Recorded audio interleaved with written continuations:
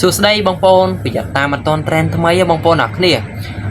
មករយៈថ្មីនេះគឺខ្ញុំបាទឃើញបងប្អូនយើងលេង trend នឹងច្រើនមែនតើបងប្អូនជាប្រភេទបែបកាត់រូប shoot បែបនេះបងប្អូនអរគ្នាគឺច្រើនមែនតើមិនថាបង creator ឬក៏មិនមែនទេគឺគាត់ចូលចិត្តលេង trend នឹងមែនតើដោយសារពួកអី trend នឹង shoot គួរឲ្យស្រឡាញ់ចឹងណាគ្នារូបយើងធម្មតាទេប៉ុន្តែដល់ពេលដែលយើងកាត់ទៅដាក់ទៅវាចេញមកបែប shoot គួរឲ្យស្រឡាញ់ចឹងណា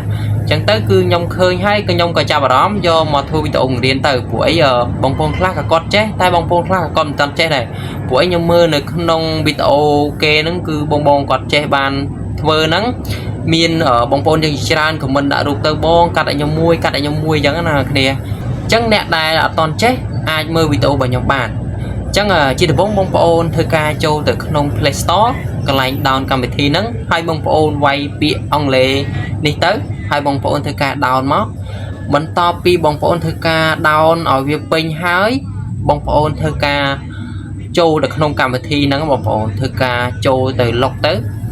បន្ទាប់ពីបងប្អូនចូលមកក្នុងកម្មវិធីហ្នឹងហើយវាចេញមកបែបហ្នឹងបងប្អូនធ្វើការ connect ជាមួយនឹង Gmail បន្ទាប់ពីបងប្អូន connect ជាមួយនឹង Gmail រួចហើយចូលមកដល់កន្លែងនេះបន្ទាប់មកបងប្អូនធ្វើការដាក់រូបថតរបស់យើងចូលបងប្អូនដាក់រូបណាដែលច្បាស់បងប្អូនអរគ្នាកុំដាក់រូបណាព្រាលបងប្អូនធ្វើការផាស link តែបងប្អូនឆ្ងល់ថាបាន link នៅពេលណាបងប្អូនមិនឆ្ងល់ទេព្រោះអី link ខ្ញុំដាក់នៅខាងក្រោមវីដេអូរបស់ខ្ញុំហ្នឹងហើយបងប្អូនគ្រាន់តែ